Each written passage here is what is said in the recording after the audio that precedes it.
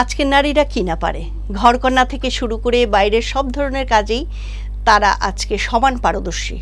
একজন পুরুষের সাথে তারা কাঁধে কাঁধ মিলিয়ে চলে। আমাদের আজকে নিরঞ্জনা এমনই একজন নারী, যার জন্ম হয়েছে ত্রিপুরার এক গুণী পরিবারে। সেই পরিবারের মান তিনি তার কাজ দিয়ে আরও বাড়িয়ে দিয়েছেন। হেডলাইন্স ত্রিপুরার চিকিৎসারত্ন পুরস্কারে ভূষিতা, নিজের নামেই বিখ্যাত doctor Joya Debbarman, consultant internal medicine, Asian institute of medical সায়েন্সে আমাদের ঘরের মেয়ে, বর্তমানে কর্মসূত্রে ত্রিপুরার বাইরে হরিয়ানায় আছে। জয়া, স্বাগত। নিরঞ্জনা, তুমি অনুষ্ঠানে আজকে, তোমাকে আজকে আমরা এই অনুষ্ঠানে পেয়ে গেছি, এটা আমাদের খুব বড় ভাগ্য বলতে পারি। আমার ভাগ্য। আমি তোমার কাছে প্রথম যেটা জানতে চাই, ধরো ত্রিপুরার পাবলিক সার্ভিস কমিশনের প্রাক্তন চেয়ারম্যান, প্রখ্যাত কথা সাহিত্যিক, লেখক, কবি এবং ইউপিএসসির প্রথম এবং এই পর্যন্ত নির্বাচিত সদস্য ত্রিপুরা থেকে মানস দেববর্মনের মেয়ে হিসেবে তুমি তোমার চলার পথে, তুমি যে এতটা পথ চলে এসেছো এবং সফলই আমি বলতে পারি একজন সফল নারী তুমি, তোমার বাবার এই পরিচয় তোমাকে কতটা সাহায্য করেছে?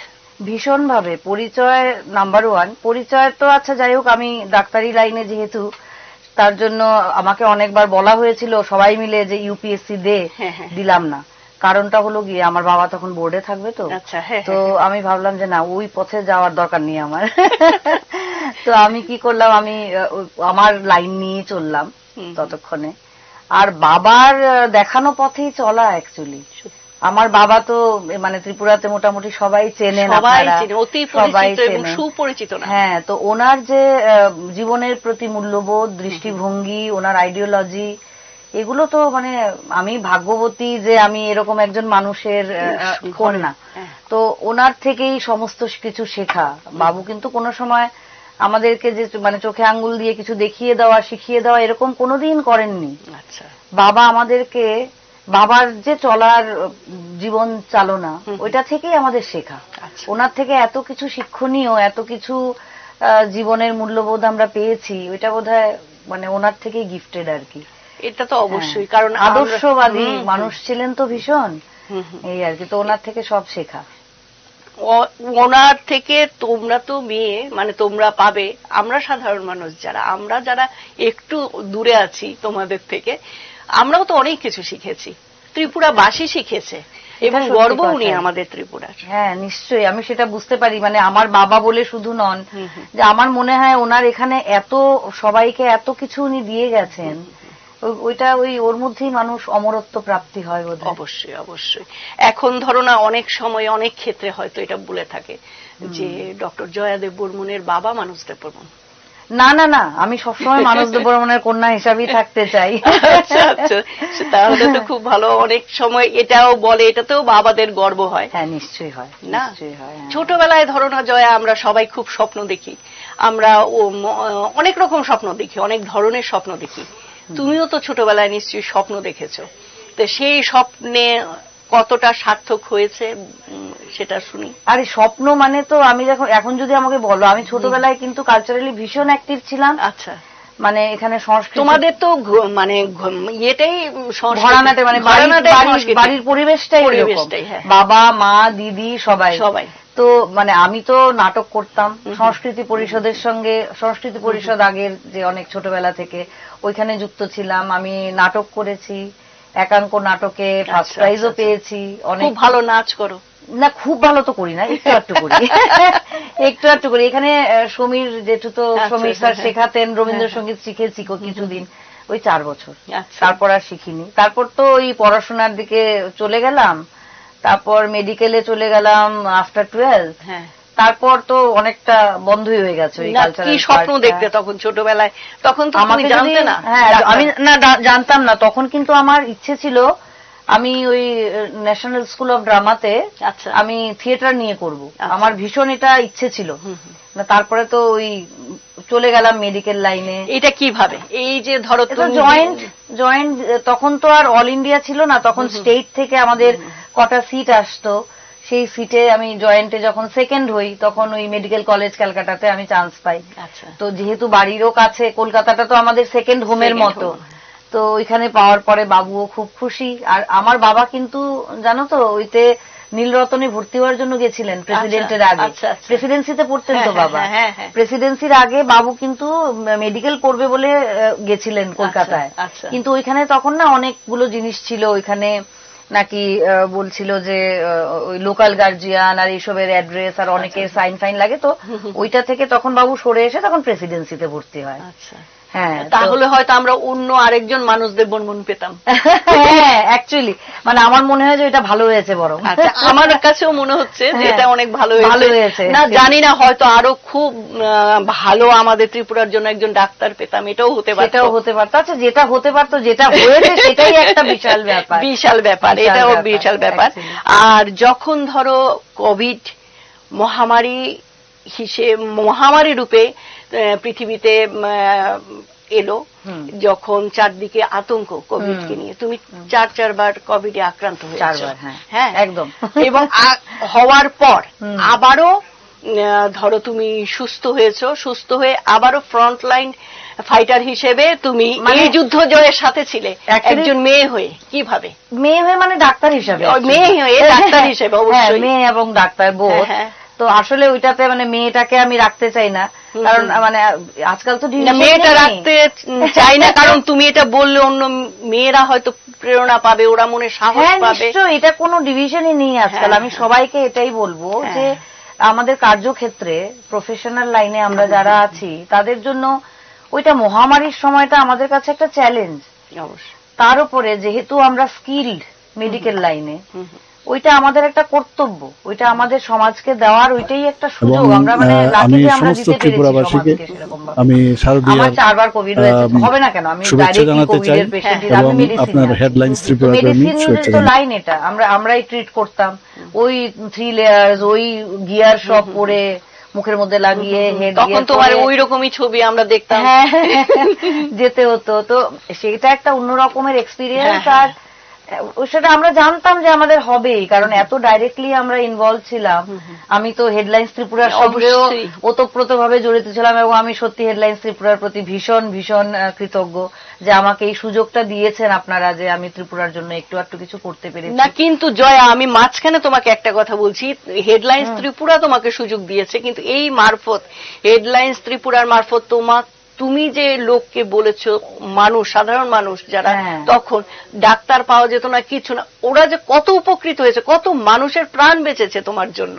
হ্যাঁ, সত্যি মানে আমার জন্য, মানে সব ডাক্তারদের জন্যই। আমরা তখন মানে নিজেরা, আমি যখন নিজে অসুস্থ ছিলাম না, ফার্স্ট ওইটাতে সাইকেলটাতে আমার হলো মানে অল্পের উপর দিয়ে গেছে, কিন্তু সেকেন্ডটা ছিল ভয়াবহ। অ্যাকচুয়ালি সেকেন্ড ওইটা ছিল সবচেয়ে, ওয়েভটা ছিল সবচেয়ে খারাপ। ওইটাতে যখন আমার হলো, আমি কিন্তু নিজে তখন অসুস্থ, কিন্তু তখন এরকম অবস্থা, প্লাস মেডিকেল লাইনটাও তখন মানে ওই সমস্ত শিক্ষা ব্যবস্থা, স্বাস্থ্য ব্যবস্থা একটুখানি থিত হলো, কারণ অক্সিজেন পাওয়া যাচ্ছে না, এই পাওয়া যাচ্ছে, তার জন্য সবকিছু তখন আমরা ঘরে বসেই করতাম। আমার তখন অসুস্থতা, আমি প্রায় দিনে 30টা-40টা করে কল অ্যাটেন্ড করেছি পেশেন্টদের, নিজের অসুস্থতা নিয়েও, কারণ তখন মনে হতো যে কিভাবে লোককে একটু হেল্প করবো, এরকম মনে হতো সত্যি। ওই আর কি। তো সেই সময়টা তো সবাই সবার পাশে দাঁড়িয়েছে, সবাই দাঁড়িয়েছে। তবে অনেকে আছে ধরো না, যেমন হেল্প নিয়ে, হেডলাইন্স ত্রিপুরা তোমার হেল্প নিয়ে অনেক মানুষের উপকার করতে পেরেছে, অনেক মানুষকে ডাইরেক্টলি ইনডাইরেক্টলি মানে আমরা যতটাই আমাদের, তুমি ওখান থেকে প্রেসক্রিপশন করে পাঠাতে, এটাও আমার মনে আছে, প্রেসক্রিপশন করে দিতে, সেই প্রেসক্রিপশন দেওয়া হতো। ওই প্রোটোকল হিসাবে যা যা আমরা ফলো করতাম, তখন তো এখান থেকে সার্কুলেট হতো। নিজেরও ভালো লাগতো যখন অসুস্থতা থেকে মানুষ সুস্থ হতো না, কোভিড থেকে, নিজের মনেই কি ভালো লাগতো। এটা তো ডাক্তার হিসেবে একজনের খুবই ভালো লাগতো। আর ধরো ওই সময় কোভিড মানে কি প্রচন্ড রকম শরীর দুর্বল করে, প্রচন্ড অসুস্থ হয়ে, কিন্তু তারপরেও তোমার মনের, তখন অনেকের মনোবল ভেঙে যায়, মনোবল নষ্ট হয়। সেই ক্ষেত্রে তুমি ফ্রন্টলাইন ফাইটার, আবার ঠিক হয়ে আবার যখন এসেছো, তোমার মনোবলের কথা আমরা শুনতে চাই, কারণ কি তোমার এই মনোবল হয়তো অনেকের কাজে দেবে, অনেক মেয়ে এগিয়ে। আমি এর জন্য আমি সবাইকে তখনও বলেছি, ওইখানেও আমি কয়েকটা এরকম জায়গায় আমার নিয়েছিল ইন্টারভিউ, তখন আমি এটাই বলেছি যে যদি আমি পেরেছি সবাই পারবে। মনের জোরটা রাখতে হবে, মন থেকে ভেঙে গেলে হবে না যে করোনা হয়ে গেছে তার মানে মরে যাব, এই জিনিসটা যাতে কারোর মাথায় না আসে। একটা ভাইরাস, নিজের মানসিক শক্তি এবং নিজের ইমিউনিটি পাওয়ার, অ্যাকচুয়ালি আমাদের মানসিকের সঙ্গে কিন্তু আমাদের ইমিউনিটিটা ভীষণ ইম্পর্টেন্ট, ওতপ্রোতভাবে জড়িত। মন ভেঙে গেলে ইমিউনিটি কমে যায়, এটা মানে ব্যাখ্যা নেই, কিন্তু এরকমই হয়। তো সবাইকে ওইটাই বলতাম যে আমি পেরেছি তো আপনারাও পারবেন। পেশেন্টদেরকে গিয়ে বলতাম, এই দেখুন আমি কালকেই জয়েন করেছি, আমারও হয়েছিল, অনেক খারাপ অবস্থাও ছিল, কিন্তু আমি যখন পেরেছি আপনারাও পারবেন। তো ওনারাও খুব মানে ইন্সপায়ার হতো আর কি। তো এরকম ভাবেই সবাইকে একটু মনোবল আমরা সবাইকেই দিয়েছি, সবাই দিয়েছে, যারা ডাক্তার আছেন সবাই দিয়েছেন। আচ্ছা আচ্ছা। সেই তখন ধরো না তোমার ফ্যামিলি আছে, এইখানে আগরতলা এক ফ্যামিলি, ওইখানে ফ্যামিলি, মানে দুটোকে তুমি ম্যানেজ করেছো, প্লাস নিজে অসুস্থ, মানে এই যে মানে 3টি জায়গায় তুমি নিজে, 3টি বলবো না 4টে, আবার তোমার কর্মক্ষেত্র, হ্যাঁ সব মিলিয়েই ওই তখন হতো। আমার যখন হয়েছে তখন আমি একটা ঘরের মধ্যে বন্দী হয়ে গেলাম। আচ্ছা, কারণ আমার 2 বাচ্চা, হাজবেন্ড, আমার ঘরে একজন হেল্পার আছেন, উনিও বয়স্ক মানুষ, সবার থেকে আমি দূরে সরে আমি ওই কয়েদির মতো একদম থালা বাড়িয়ে নিতাম, করতাম, জামা কাপড় সব নিজের, বাথরুম আলাদা ছিল, ওইখানে নিজেরটা নিজে ধুতাম, থালা বাসনপত্র সব আলাদা করে নিয়েছিলাম, একদম ক্লোজ ডোরে। এবং মানে টাচুড আমার বাড়িতে কারুর হয়নি আমার ছাড়া। বাহ, এটা তো মানে মানে তাহলে এটা বলাটা উচিত যে তখন যেই ধরনের মানে বলতেন যে এইভাবে আলাদা থাকে, প্রোটোকল ফুললি মেনটেন করা হয়েছে। তারপর যেদিন আমি ঘর থেকে বেরোলাম পুরো বাড়ি স্যানিটাইজ করেছি, করে তারপর বেরিয়েছি। বা এটা মানে তোমার একটা, আচ্ছা বর্তমান ধরো না এই যে আরজি করের ঘটনা নিয়ে ভীষণ সারা দেশ প্রতিবাদী, একজন সারা বিশ্ব, এখন তো ইন্টারন্যাশনালিও পৌঁছে গেছে। এখন যেমন ধরো একজন মহিলা ডাক্তার হিসেবে তোমার অভিমত কি বলবে? আমাদের না মানে ডাক্তারি পেশায় কত যে আমরা নাইট ডিউটি করেছি, কত কত কত দিন আমরা হাসপাতালের ভেতরে কাটিয়েছি, এই ঘটনাটার পরে মনে হয়েছে যে সত্যি আমরা লাকি যে আমাদের সঙ্গে তখন কিছু হয়নি।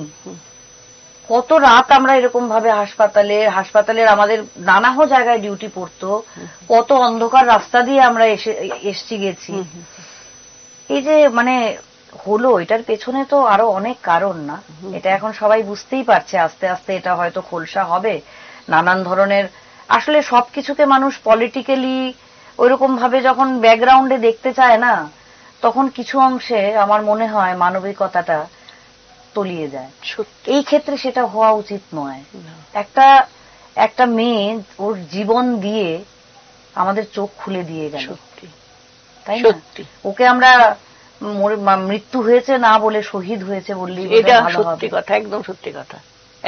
আমাদের সোসাইটির জন্য, আমাদের এই ভারতবর্ষের জন্য এরকম যে একটা ঘটনা হলো, অভয়াও হয়েছে, সেটা ওটাকে তো তাও ধরো বাইরের যে কর্মক্ষেত্রে আমরা মনে করি কি ও যাচ্ছে বাস, পৌঁছে গেছিস বাস, ও সেফ।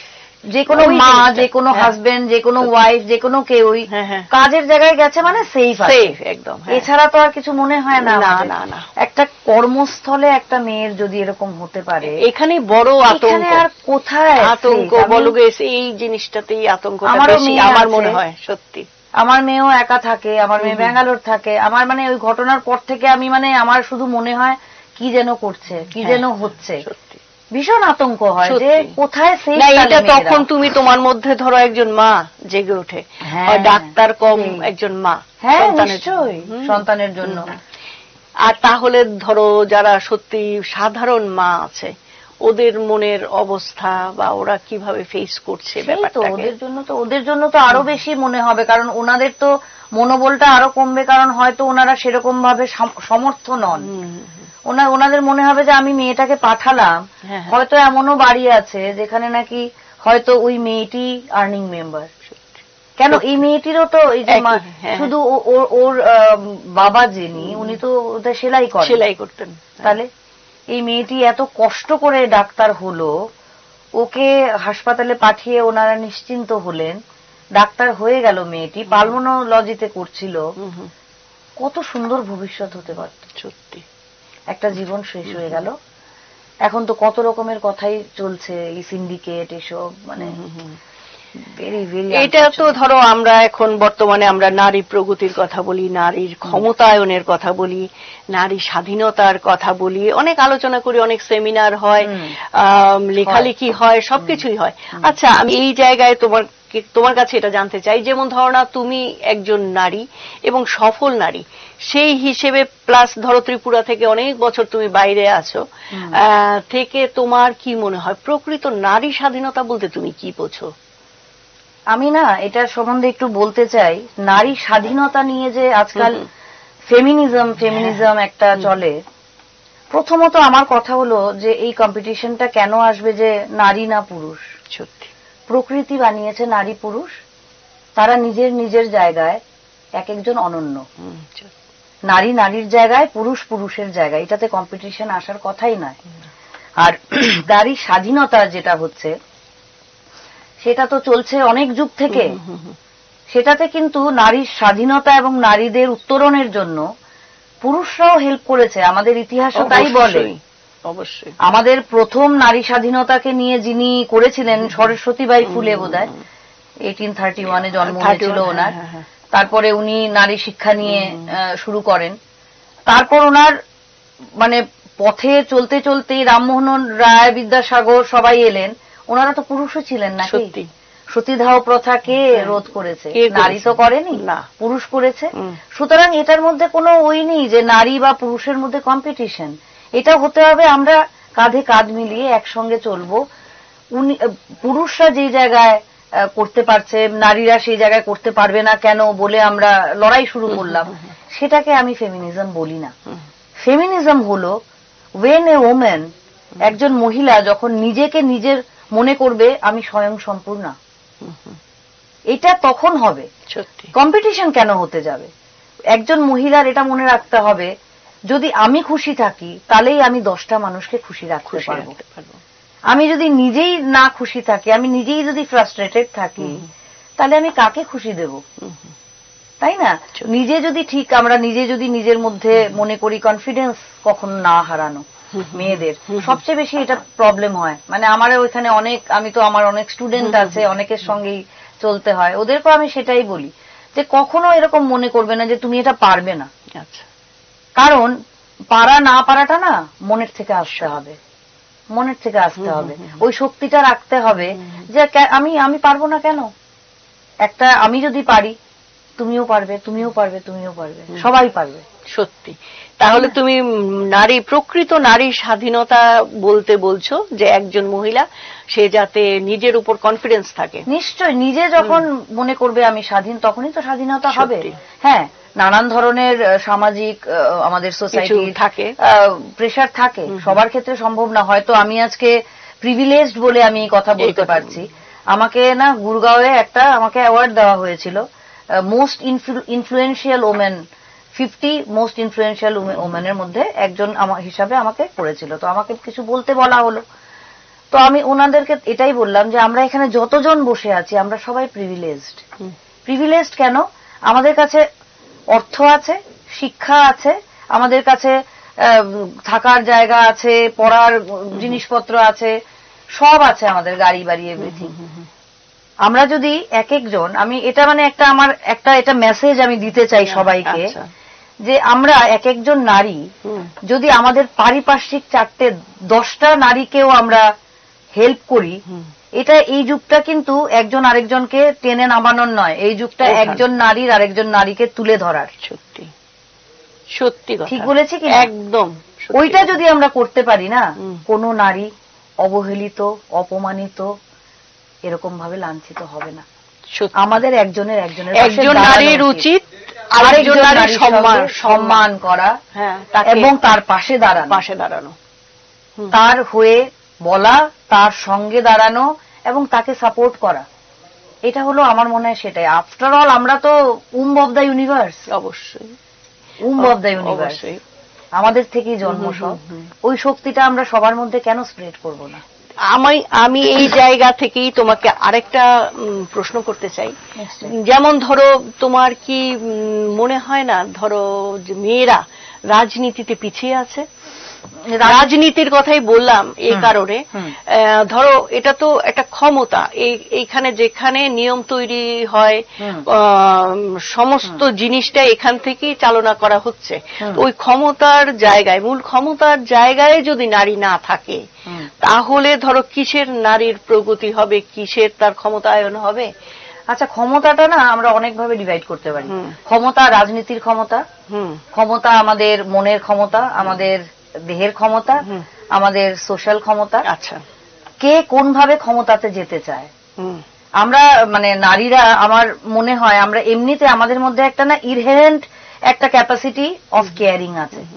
মেয়েরা জেনারেলি অনেক বেশি কেয়ারিং হয়, অবশ্যই। তো ক্ষমতাটা ওদের কাছে না অন্যরকম, আমার সেটা মনে। আর রাজনীতির ক্ষেত্রে আমি বলবো নিশ্চয়ই হবে, কেন হবে না? আমাদের দেশেই তো রাজনীতিতে কম নেত্রী আছেন কি? অনেক আছেন, হয়তো আমাদের ওই পার্সেন্টেজটা কম। ওইটার ক্ষেত্রে দেখতে হলে তাহলে আমাদের শিক্ষা ব্যবস্থা, এটাকে একটু স্ট্রং বানানো আমাদের দরকার। নারী পুরুষের ক্ষেত্রে আলাদাভাবে কোনো শিক্ষা হয় না, শিক্ষা সবার কাছে সেম। প্রত্যন্ত অঞ্চলে মেয়েদেরকে পড়তে যেতে দেওয়া হয় না এখনো, অনেক গ্রাম আছে। আমি অ্যাকচুয়ালি এখন হরিয়ানাতে আছি বলতে গেলে, কারণ আমি ফরিদাবাদে থাকি। এনসিআর বলা হয় near capital reason, but it is part of Haryana. হরিয়ানার অনেক গ্রাম অঞ্চলে এরকম এখনো আছে যে মেয়ে সন্তান হলে দুধে ডুবিয়ে মারা হয়। আচ্ছা, মানে কোথায় মনে হয় যেন আমরা কোন প্রিমিটিভ এরিয়াতে বাস করি। তখন এগুলো শুনলে তখন এরকম মনে হয়, মানে আমরা পড়াশোনা তো দূরের কথা, এরকম। আর মানে হরিয়ানাতে কেন, আমাদের ফুল ইন্ডিয়াতেই আমাদের লিখে রাখতে হয় যে sex detection during pregnancy is illegal. অবশ্যই, হ্যাঁ। কেন মানে জানতে চায় মানুষ, কেন জানে? এটাই তো, কেন জানতে চায় সেই মেয়ে কি না, এটা কেন জানতে চাই, সেই ওইটাই আর কি। মানে ওই ক্ষমতা বলতে গেলে এখন আমার কাছে যেরকম, আমার কাছে পলিটিক্স থেকে অনেক বেশি ইম্পর্টেন্ট হলো গিয়ে নিজেকে শিক্ষিত করে মানুষের সেবায় কতটা আমি নিজেকে নিযুক্ত করতে পারবো, ওইটা আমার। এটা তো ধরো মেয়েরা যেই জায়গায় আছে, ধরো কেউ শিক্ষকতা করছে, কেউ ওকালতি করছে, কেউ ডাক্তার, কেউ ইঞ্জিনিয়ার, নানা হোক পেশাতে মেয়েরা আছে, কিন্তু তুলনামূলকভাবে আমি এই কারণেই বলতে চাইছি রাজনীতিতে মেয়েরা যথেষ্ট পিছিয়ে আছে। কারণ পিছিয়ে বলতে হয়তো সেরকম ভাবে ইন্টারেস্ট ডেভেলপ করেনি মেয়েদের, মেবি ওই নিয়ে অতটা মেয়েরা এখন পর্যন্ত আসেনি ওই লাইনে। তোমার কি মনে হয় না যদি ধরো মেয়েরা আরো বেশি রাজনীতিতে আসতো, তাহলে আজকে আরজি করের মতো ঘটনাটা কম হতো নাকি? না, আমার এরকম মনে হয় না। রাজনীতির সঙ্গে এটা কোনো সম্পর্ক নেই তো। আমার মনে হয় এটা হলো ডিগ্রেডেশন অফ হিউম্যানিটি। আচ্ছা, হিউম্যানিটি তো রাজনীতি দিয়ে হবে না। একটা মানুষের মন কিরকম হবে সেটা তো রাজনীতি চালায় না। আপব্রিঙ্গিং, তার মেন্টাল কন্ডিশন, আর যেটা হয়েছে সেটাতে তো মানে এটা একদম এভিডেন্ট যে যারাই এরকম করতে পারে তারা মানসিকভাবে সুস্থ নয়। সত্য কথা, মানসিকভাবে বিকৃত। আমরা যেটাকে সিম্পল ভাষায় পারভার্ট বলে থাকি। অবশ্যই, এছাড়া আর কিছু নয়। তো এটা তো রাজনীতির সঙ্গে মানে এটার কোনো সম্পর্ক নেই। এটাকে রাজনীতির মধ্যে আনা একেবারেই উচিত নয় আমার মনে হয়। আমার মনে হয় এটাকে একেবারেই হিউম্যানিটেরিয়ান গ্রাউন্ডে রেখে সবাই মিলে সোচ্চার হওয়া উচিত। সত্যি কথা, এখানে আমরা সবাই একসাথে এর প্রতিবাদ জানানো, সবাই জানাচ্ছে। আর ভবিষ্যৎ যাতে এরকম আর না হয়, এটা কর্মস্থলে ভাবা যায়। এটাই তো একটা ডাক্তার, হ্যাঁ, মানে ভবিষ্যৎ পলিটিক্সের খেলা হয়তো বা উচিত নয়। অবশ্যই। আরেকটা, আমি এবার ধরো অনেকগুলো ভারী কথা বলার পর একটু হালকা কথায় যাই। ধরো তোমার মধ্যে এমন কি জিনিস আছে যেগুলি ভালো লাগার জিনিস? যেমন ধরো সাধারণত একজন ডাক্তারের মধ্যে দেখা যায় না, খুব কম দেখা যায়, কম দেখা যায় আর কি। এটা তো তুমি বলবে, আমি তো জানি, তাই তোমার মুখে শুনতে চাইছি। না, এটা আমি অ্যাকচুয়ালি আমার জীবনটাকে না, একটাই জীবন তো, আর কিছুটা আমার বাবার থেকেও শেখা। আমার বাবাকে তো চেনে সবাই, আপনারা সবাই চেনে। তো উনিও এরকমই ছিলেন, মানে জীবনটা শুধু একটা জায়গায় বাঁধা নয় আমাদের। হ্যাঁ, আমরা কতটা দিতে পারছি, কতটা মানুষের সঙ্গে একাত্ম হতে পারছি, সমাজকে দেওয়া, এটা খুব ইম্পর্টেন্ট। না এটাই, আমি তোমাকে দেখি বিভিন্ন ভাবে ধরো নিজেকে খুব সুন্দর করে ধরো সেই সোশ্যাল ইয়েতেই হোক, মিডিয়াতেই হোক, আর যেখানেই হোক, মানে খুব সুন্দরভাবে নিজেকে প্রেজেন্ট করো। এই যে প্রেজেন্ট করো, হয়তো আমার চোখে কম পড়েছে, ডাক্তাররা একটু অন্যরকম থাকে না, আমার ভালো লাগে, অ্যাকচুয়ালি ভালো লাগে। আমি কালচারালি, যেহেতুই বললাম আমার বাড়িটাই পুরোটা কালচারাল হইতে বড় হয়েছি এরকম ভাবে, তো পড়াশোনার ক্ষেত্রে অনেকটা সময় চলে গেছে তখন, তারপরে বিয়ে, তারপরে বাচ্চা, এসব করে করে আটকে গেছিল মাঝখানে। তারপরে যখন আমি আবার জয়েন করলাম, আবার যখন আমার একটুখানি ফ্রি হ্যান্ড হলো, আমি আবার ওইগুলোতে ব্যাক করার চেষ্টা করলাম, কারণ ওইগুলোতে না জীবন পাওয়া যায় খুঁজে। হ্যাঁ, মানুষকে আনন্দ দেওয়া যায়, নিজে আনন্দ পাওয়া যায়, আমার ভালো লাগে। আমার কালচার একদম ভালো লাগে কথা এটা, মানে জীবনটাকে উপভোগ করা এবং শুধু নিজে, আমি যেটা বললাম, খুশিটা তো নিজের মনে শুধু হলে হবে না, আর খুশি একটা এরকম সবার সঙ্গে শেয়ার করলে পরে আরো বাড়ে, তাই না? আরেকটা হলো তোমার মেয়ে, তোমার মা, একটা গত প্রজন্ম আর একটা নতুন প্রজন্ম, মাঝখানে তুমি, মানে দুজনের মধ্যে তোমার মিল একটা জায়গায় হয়তো ওনাদের মিল আছে, কোন জায়গাটায় মানে মনে হয়? আর আমি ব্যক্তিগতভাবে আমার মা আর আমার মেয়ের মধ্যে অবশ্যই দুজনেই প্রচন্ড কেয়ারিং, আচ্ছা, ভীষণ সেন্সিটিভ, আচ্ছা, মানে আর আমার মা আর আমার মেয়ে দুজনে না বন্ধুর মতো। ওই দুদিনের জন্য এলেও বসে বসে দুজনে প্রচুর প্রচুর করে কত কথা বলবে, অনেক নিজেদের শেয়ার করবে, এরকম আর কি, মানে ভীষণ, মানে এতটা গ্যাপ সময়, মানে তাও দুজনে বন্ধুর মতো। আচ্ছা, মানে তাহলে ওদের নিশ্চয়ই চিন্তাধারা, কথাবার্তা মেলে, তার জন্য মেলে, মানে এইটাই বলছে না, ওই একটা জায়গা, মানে ভীষণ, দুজনই ভীষণ। তুমি তোমার মার থেকে যে ধরনের ধরো শিক্ষা পেয়েছো, শিক্ষা পেয়ে বড় হয়েছো, আজকে এই জায়গায় এসছো, সেই রকম শিক্ষাই কি শিক্ষিত করতে চাইছো মেয়েকে, বলতে চাইছো? মানে সেটা বলতে গেলে আমার আর ডিভিশন করতে হবে, কিছু ক্ষেত্রে হ্যাঁ, কিছু ক্ষেত্রে না। কারণ আমি আমার মাকে দেখেছি, মা নিজের জন্য কোনো দিন ভাবেনি, না কোনো দিন ভাবেননি উনি করে গেছেন, সবার জন্য করে গেছেন। একটু হলেও তো মনের মধ্যে কখনো আমার মায়েরও মনে হয়েছে হয়তো যে আমি এটা না করে ওইটা করতে পারতাম, ওইটা কোনো সময় ব্যক্ত করবেন না, তখনকার সোসাইটিটা অন্যরকম ছিল। হ্যাঁ, কিন্তু আমি এটা বলবো না যে উনি কিছু করেননি, অনেক কিছু করেছেন, জীবনে অনেক অনেক কিছু করেছেন। উনি গান গেয়েছেন, উনি নাটক করেছেন, উনি পলিটিক্স করেছেন একটা সময়ে, তো সবকিছু করেছেন। তা সত্ত্বেও আমার মনে হচ্ছে মানে পরিবারের জন্য উনি যেভাবে দিয়েছেন এটা মানে অকল্পনীয়, এবং নিজেরটা একেবারেই না দেখে। তো আমি আমার মেয়েকে যখন বলি, তখন আমার মেয়েকে এটাও বলি যে নিজেকে আগে শক্ত করবে, তারপর তুমি সবাইকে দিতে পারবে, যেটা আমি নিজের ক্ষেত্রে ফলো করি। আমি নিজের ক্ষেত্রে এর জন্য ফলো করি, আমি নিজেই যদি উইক হয়ে গেলাম, তাহলে আমি অন্যকে কি করে শক্ত করব? সত্যি আমি সেটা ভাবি। তাহলে তোমার মতে, তুমি দুটো প্রজন্মকে ধরে আমি বলছি, তোমার মতে প্রথম একজন মেয়েকে নিজের অস্তিত্বটা, নিজের যে ইম্পর্টেন্সটা, এটা ভুললে চলবে না। আচ্ছা, এটা নিয়ে ভাবতে হবে প্রথম, এটা না আপনি থেকেই চলে আসতে হবে অ্যাকচুয়ালি। মানে এটা আমার মনে হয় এটা করলে পরে খুব স্পন্টেনিয়াস ভাবে একটা মেয়ে খুব সুন্দরভাবে নিজের জীবনটাকে উপভোগ করতে পারবে। আচ্ছা আচ্ছা, পারিপার্শ্বিক সমস্ত কিছু সমস্যা নিয়ে ওইটাই বলছি আর কি। মানে যেরকম আমার ক্ষেত্রে হয়েছে, যেরকম আমি তো সবসময় বাইরেই থেকেছি, মা বাবার সঙ্গে কতদিন আর থেকেছি, কিন্তু মা বাবা আসতেন যেতেন, আমার বাবার ট্রিটমেন্টও আমার এখানেই হয়েছে, তো সারাক্ষণ ওইখানে। সে তো তুমি ধরো সমস্ত তোমার বাবার যে ট্রিটমেন্ট, যে চিকিৎসা, টোটালটাই তুমি করেছো, টোটাল মানে একদম তোমারই তত্ত্বাবধানে পুরোটা।